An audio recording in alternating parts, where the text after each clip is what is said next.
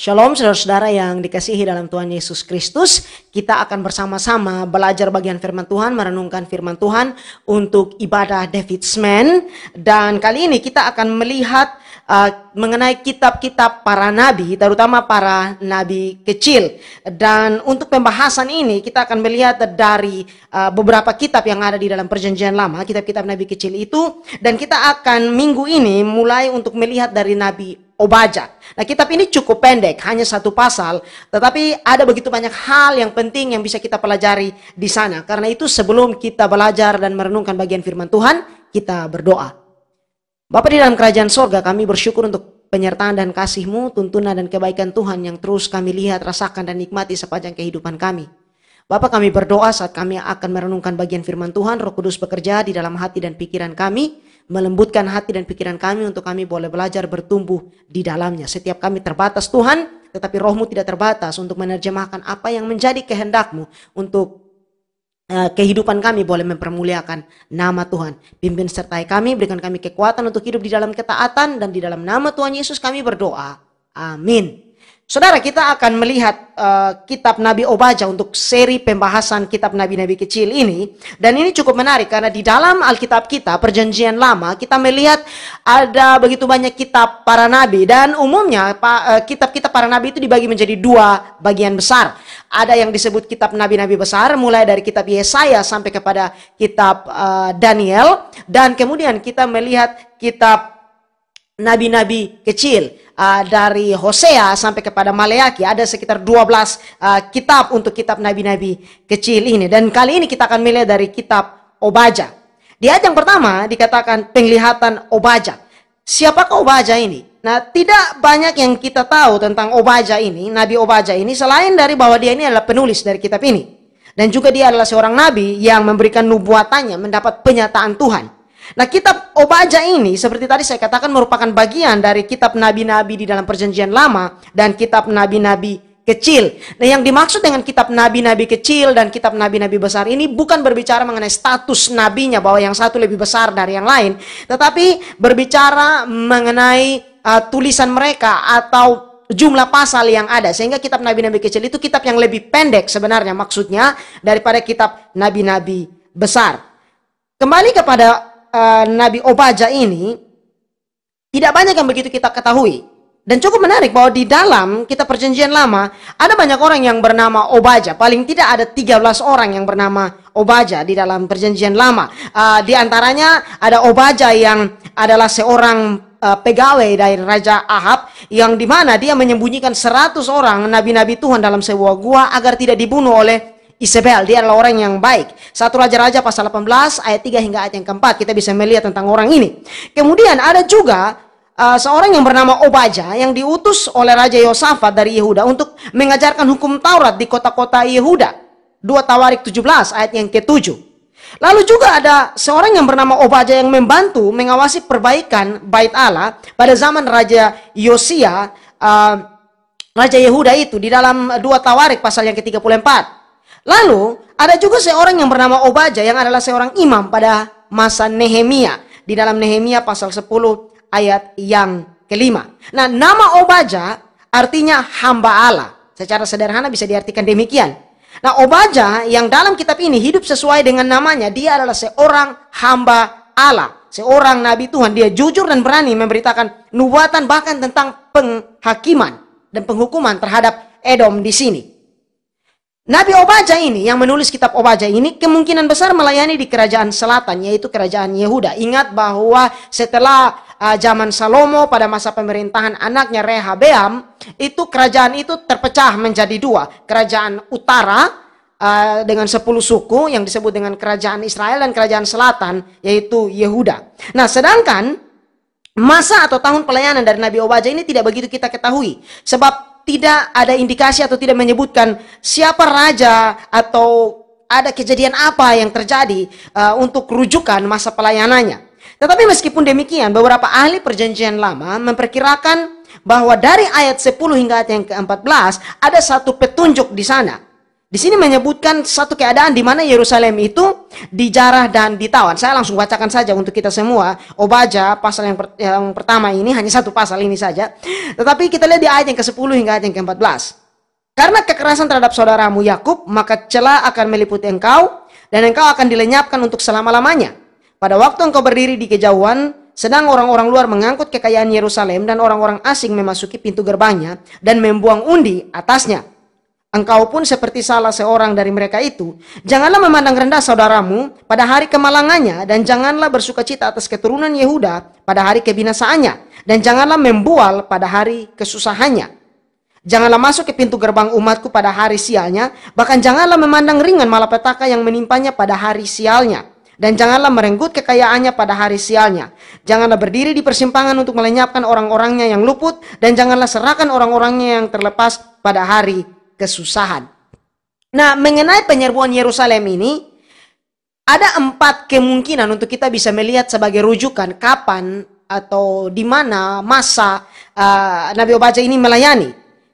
Pertama, pada tahun 926 sebelum Masehi, saat Sisak Raja Mesir menyerang dan menjara Bait Allah dan istana raja di Yerusalem pada masa pemerintahan Raja Rehoboam, 1 Raja-Raja pasal 14. Tetapi kemungkinan ini tidak begitu sesuai dengan perkataan Obadja di sini, sebab pada masa itu Edom masih di bawah penundukan Yehuda. Lalu ada juga penyerbuan yang terjadi pada tahun 848 hingga 841 sebelum Masehi, saat orang-orang Filistin dan orang-orang Arab menyerang Yehuda dan menjara istana raja pada masa pemerintahan Raja Yoram. Kita bisa lihat di dalam 2 Tawarik pasal yang ke-21. Nah, pada masa ini Edom memberontak terhadap Yehuda. Lalu pada tahun 790 sebelum Masehi, Raja Yoas dari kerajaan utara, kerajaan Israel, menyerang Yerusalem. Tetapi perhatikan bahwa di ayat yang ke-11 dari kitab Obadja ini, Obadja menyebutkan bahwa orang-orang yang menyerbu Yerusalem itu orang-orang luar dan orang-orang asing. Lalu pada tahun 586 sebelum Masehi, Raja Nebukadnezar dari Babel menyerbu dan menaklukkan Yerusalem dan menawan orang-orangnya yang dikenal dengan pembuangan ke Babel ini. Tetapi mengingat penaklukan ini adalah peristiwa yang sangat penting di dalam sejarah Yehuda, maka sepertinya agak sedikit aneh jika Obadja tidak menyebutkan siapa yang dia maksudkan yang menyerbu dan menjara Yerusalem di sini. Dari 4 kemungkinan ini, maka nampaknya yang paling bisa dipakai untuk rujukan tahun pelayanan Obadja adalah yang kedua, yaitu pada saat Yerusalem diserang dan dijara oleh orang-orang Filistin dan orang-orang Arab pada tahun 848 sampai 841 sebelum Masehi. Dengan demikian, sepertinya Obadja ini melayani sejaman dengan Nabi Elisa, penerus dari Nabi Elia itu. Nah, di sini saudara, apa saja hal yang bisa kita pelajari dari nubuatan Obadja ini? Kita akan melihat pembahasan mengenai nubuatan Obadja ini dan isi dari nubuatannya. Yang pertama, bahwa dia berbicara mengenai hukuman atas Edom. Ayat yang pertama, penglihatan Obadja, beginilah firman Tuhan Allah tentang Edom. Nah, pelayanan Nabi Obadja ini cukup unik. Umumnya, para nabi perjanjian lama itu bernubuat tentang Yehuda atau tentang Israel. Tetapi Obadja memberikan nubuatan atau menyampaikan nubuatan tentang Edom. Siapakah orang Edom atau bangsa Edom ini? Nah, orang Edom ini adalah keturunan dari Esau. Kita bisa lihat di dalam Kejadian pasal yang ke-25 ayat 19 hingga ayat yang ke-24. Nama panggilan Esau itu adalah Edom, yang artinya merah. Mungkin karena rambut atau kulitnya agak sedikit berwarna kemerah-merahan. Nah, itu kita bisa lihat dalam Kejadian pasal 25. Jadi, sebenarnya Edom ini adalah saudara dari bangsa Israel, yang adalah sama-sama keturunan dari Ishak, anak dari Ishak. Dan Esau adalah saudara kembar, bisa kita katakan, dari Yakub. Nah, orang penting dari Edom ini yang terakhir yang kita lihat di dalam Alkitab adalah Raja Herodes Agung, yang memerintah Yerusalem pada saat kelahiran Tuhan Yesus. Lalu bagaimana isi nubuatan Obadja tentang Edom ini? Di sini kita lihat ada penghukuman yang diberikan kepada mereka. Saya bacakan kepada kita semua dari ayat yang pertama hingga ayat yang ke-9. Penglihatan Obadja, beginilah firman Tuhan Allah tentang Edom. Suatu kabar telah kami dengar dari Tuhan, seorang utusan telah disuruh ke tengah bangsa-bangsa. Bangunlah, marilah kita bangkit memeranginya. Sesungguhnya aku membuat engkau kecil di antara bangsa-bangsa, engkau dihinakan sangat. Keangkuhan hatimu telah memperdayakan engkau, ya engkau yang tinggal di liang-liang batu, di tempat kediamanmu yang tinggi, engkau yang berkata dalam hatimu, siapakah yang sanggup menurunkan aku ke bumi? sekalipun engkau terbang tinggi seperti burung Raja Wali, bahkan sekalipun sarangmu ditempatkan di antara bintang-bintang, dari sana pun aku akan menurunkan engkau. Demikianlah firman Tuhan. Jika malam-malam pencuri atau perampok datang kepadamu, betapa engkau dibinasakannya? Bukankah mereka akan mencuri seberapa yang diperlukannya? Jika pemetik buah anggur datang kepadamu, bukankah mereka akan meninggalkan sisa-sisa pemetikannya? Betapa kaum Esau digeledah, betapa harta bendanya yang tersembunyi dicari-cari, sampai ke tapal batas engkau diusir oleh semua teman sekutumu, engkau diperdayakan, dikalahkan oleh sahabat-sahabatmu. Siapa yang makan sehidangan dengan engkau memasang jerat terhadap engkau. Tidak ada pengertian padanya. Bukankah pada waktu itu demikianlah firman Tuhan, aku akan melenyapkan orang-orang bijaksana dari Edom dan pengertian dari pegunungan Esau. Juga para pahlawanmu, hai Teman, akan tertegun, supaya semua orang di pegunungan Esau lenyap terbunuh. Ini adalah suatu pesan dan nubuatan yang cukup keras terhadap Esau di sini. Dan di sini saudara, apa yang menjadi persoalan atau masalah dari orang-orang Edom atau keturunan Esau ini? Kita lihat di ayat yang ketiga. Keangkuhan hatimu telah memperdayakan engkau, ya engkau yang tinggal di liang-liang batu, di tempat kediamanmu yang tinggi. Engkau yang berkata dalam hatimu, siapakah yang sanggup menurunkan aku ke bumi? Nah, hal yang ditunjukkan Allah kepada Obadya sebagai penyebab mengapa Edom akan dihukum ini karena mereka tinggi hati, sombong atau angkuh. Gambaran tentang keangkuhan mereka ini, di sini kita bisa lihat Obadya memberikan beberapa hal. Bahwa mereka bangga dengan tempat mereka yang tinggi dan strategis di dalam bukit batu. Dan tempat ini saat ini dikenal dengan nama Petra Yordan. Mereka merasa bahwa dengan tempat yang tinggi dikelilingi oleh bukit batu itu mereka aman. Dan dapat melakukan apa saja tanpa mereka takut diserang. Kemudian mereka berbangga dengan koneksi atau dengan sekutu-sekutu mereka yang mereka anggap kuat. Di ayat yang ke-7, sampai ke tapal batas engkau diusir oleh semua teman sekutumu, engkau diperdayakan, dikalahkan oleh sahabat-sahabatmu. Jadi mereka merasa bahwa dulunya mereka punya sekutu yang sangat kuat. Sehingga mereka berbangga dengan itu. Ini terkadang kita melihat dalam kehidupan kita, dalam keadaan di sekeliling kita, bahwa ada orang yang ketika dia tahu atau punya koneksi, punya persahabatan dengan orang-orang yang kuat atau orang-orang yang berpengaruh, mereka kadang-kadang bersikap arogan karena mereka tahu siapa yang ada di belakang mereka. Nah, juga orang-orang Edom ini sombong karena mereka merasa bahwa mereka orang ini adalah orang-orang yang pintar, orang-orang yang berhikmat. Bukankah pada waktu itu demikianlah firman Tuhan, aku akan melenyapkan orang-orang bijaksana dari Edom dan pengertian dari pegunungan Esau. Di ayat yang ke-8 dikatakan ini bahwa mereka merasa bahwa mereka punya pengetahuan yang lebih dari orang lain, mereka punya hikmat yang lebih dari orang lain, dan ini membuat mereka tinggi hati. Jika kita melihat keadaan dunia pada saat ini, maka paling tidak ketiga hal inilah yang terkadang membuat orang merasa tinggi hati, angkuh, sombong, di mana mereka merasa bahwa mereka punya stabilitas, punya rasa aman, baik mungkin dengan kekayaan atau harta yang mereka miliki, atau karena mereka memiliki koneksi dengan orang-orang yang kuat atau berpengaruh, atau karena merasa bahwa memiliki pengetahuan yang lebih dari orang lain, sehingga timbul rasa tinggi hati di sana. Jika kita mau melihat lebih dalam, sebenarnya bahwa sikap tinggi hati itu begitu mendarah daging dalam sifat manusia. Terutama bahwa kita mengerti kita adalah orang yang berdosa. Sehingga bahkan jika kita tidak memiliki banyak hal untuk dibanggakan, kita akan menemukan sesuatu untuk meninggikan diri kita. Hal ini juga menjadi peringatan bagi kita bahwa kadang-kadang tidak perlu harus kaya, harus kuat, harus tenar, baru orang menjadi sombong. Tetapi bahwa sikap tinggi hati itu tertanam di dalam hati dan pikiran kita, kadang-kadang menggerogoti hati dan pikiran kita. Menarik untuk memperhatikan apa yang Alkitab gambarkan tentang sikap angkuh ini. Bahwa keangkuhan atau kesombongan adalah hal yang menipu, dikatakan memperdaya kita. Sebab kesombongan membuat kita merasa bahwa kita lebih dari orang lain dan memandang rendah orang lain. Apa yang Alkitab katakan mengenai hal ini? Bandingkan yang Paulus tulis dalam Galatia pasal 6 ayat yang ke-3. Sebab kalau seorang menyangka bahwa ia berarti padahal ia sama sekali tidak berarti, ia menipu dirinya sendiri. Kesombongan juga membuat kita menjadi orang yang egois. Mengapa? Karena yang kita lakukan hanya untuk kepentingan kita sendiri, mencari kenyamanan kita sendiri. Dan pada saat yang sama, sikap arogan atau kesombongan itu baik secara langsung atau tidak langsung akan merugikan dan mengorbankan orang lain. Alkitab dengan jelas menyatakan bahwa Allah menentang hal itu. Allah menentang hal yang tinggi hati, angkuh dan sombong. Tapi sebaliknya, Allah mengasihi mereka yang rendah hati. Saudara bisa lihat di dalam Amsal pasal 3 ayat yang ke-34, Yakobus pasal 4 ayat yang ke-6, dan 1 Petrus pasal yang ke-5 ayat yang ke-5. Ini memberikan pesan yang sama. Lalu saudara, ketika kita melihat kembali tulisan atau nubuatan Nabi Obadya ini, kita lihat di ayat yang keempat hingga ayat yang ke-9, ada gambaran bagaimana Edom akan dihukum. Yang pertama, mereka akan direndahkan di ayat yang keempat.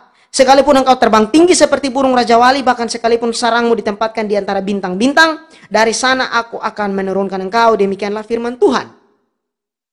Orang yang meninggikan diri akan direndahkan, sebaliknya mereka yang merendahkan diri akan diangkat oleh Tuhan. Tuhan Yesus sendiri mengatakan di dalam Matius 23 ayat 12, dan barang siapa meninggikan diri, ia akan direndahkan, dan barang siapa merendahkan diri, ia akan ditinggikan. Itulah sebabnya Alkitab begitu kuat memberikan pesan dan pengajaran mengenai sikap rendah hati, takut akan Tuhan, menyadari keadaan kita dan bergantung kepada kasih karunia Allah. Yang kedua saudara, hukuman terhadap Edom ini bahwa mereka akan dijarah, sebagaimana mereka ikut menjarah Yerusalem pada saat Yerusalem diserang. Ayat 5 dan 6. Jika malam-malam pencuri atau perampok datang kepadamu, betapa engkau dibinasakannya. Bukankah mereka akan mencuri seberapa yang diperlukannya jika pemetik buah anggur datang kepadamu? Bukankah mereka akan meninggalkan sisa-sisa pemetikannya? Betapa kaum Esau digeledah, betapa harta bendanya yang tersembunyi dicari-cari. Jadi mereka akan kehilangan apa yang mereka banggakan itu. Kemudian sekutu mereka akan mengkhianati mereka. Ayat yang ke-7. Sampai ke tapal batas engkau diusir oleh semua teman sekutumu. Engkau diperdayakan, dikalahkan oleh sahabat-sahabatmu. Siapa yang makan sehidangan dengan engkau memasang jerat terhadap engkau, tidak ada pengertian daripadanya. Mereka membanggakan koneksi mereka, tapi justru mereka akan dikhianati. Lalu orang-orang bijak mereka, karena kita lihat tadi bahwa mereka sombong karena hikmat mereka, dan orang-orang yang gagah perkasa itu Tuhan katakan akan dilenyapkan. Ayat 8 dan ayat yang ke-9. Bukankah pada waktu itu demikianlah firman Tuhan, aku akan melenyapkan orang-orang bijaksana dari Edom dan pengertian dari pegunungan Esau. Juga para pahlawanmu, hai Teman, akan tertegun, supaya semua orang di pegunungan Esau lenyap terbunuh.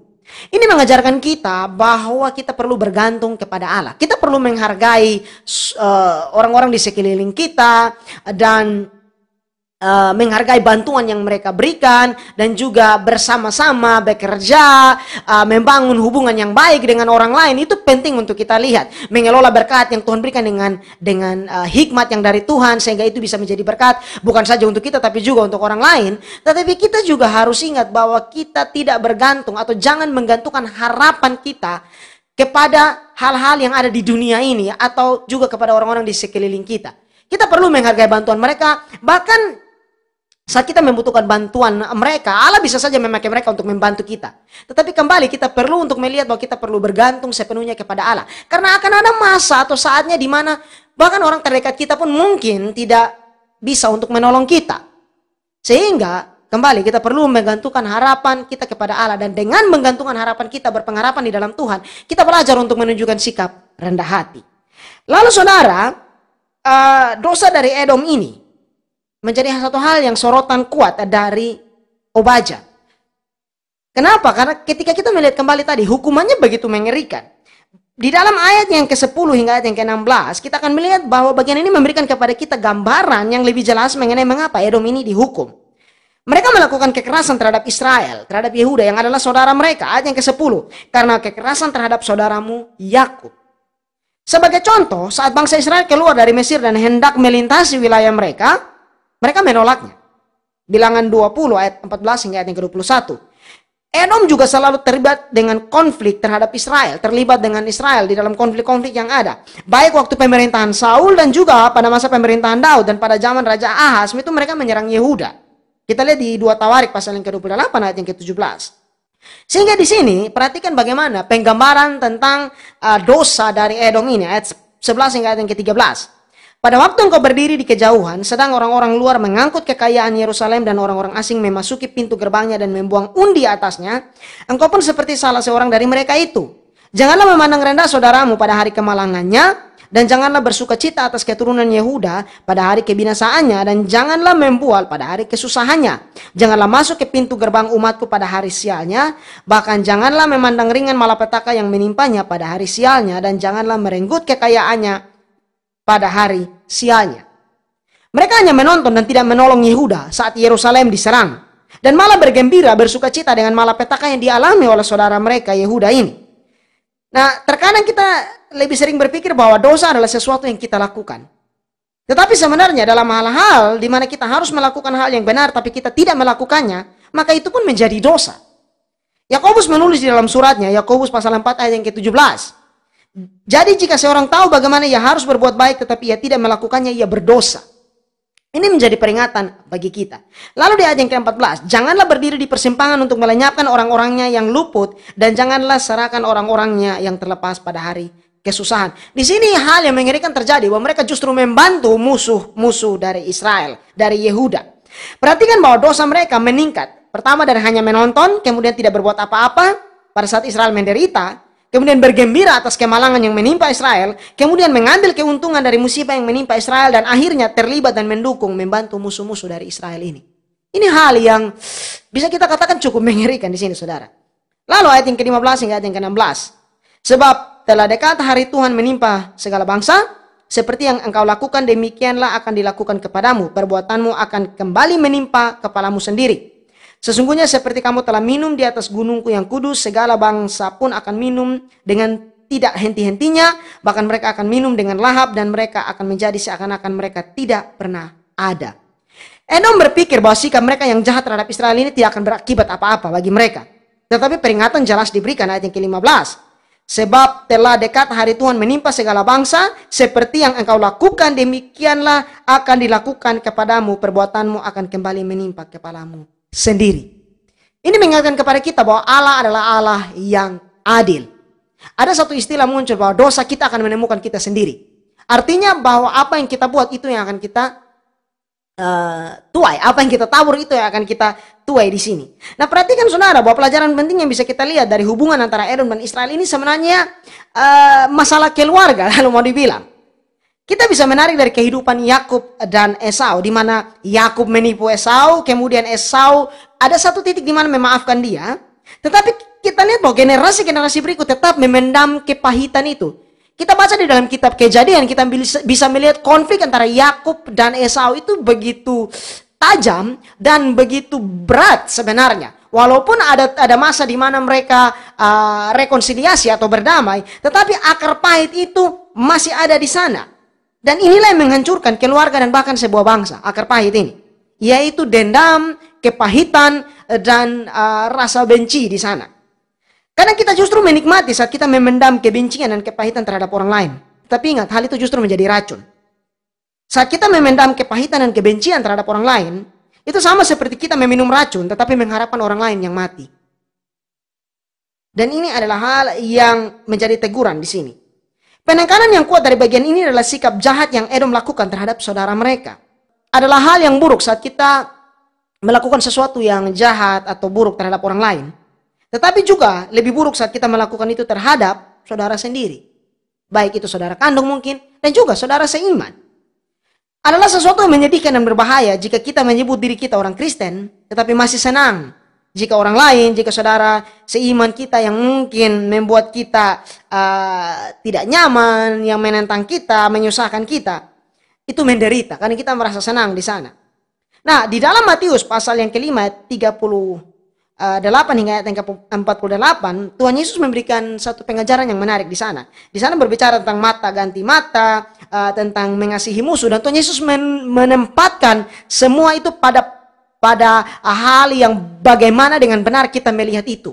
Orang berpikir bahwa segala sesuatu harus dibalaskan, segala sesuatu harus seperti firman Tuhan katakan, mata ganti mata, gigi ganti gigi. Tetapi cara pemahaman akan firman Tuhan itu diluruskan oleh Tuhan Yesus di dalam Matius pasal yang kelima.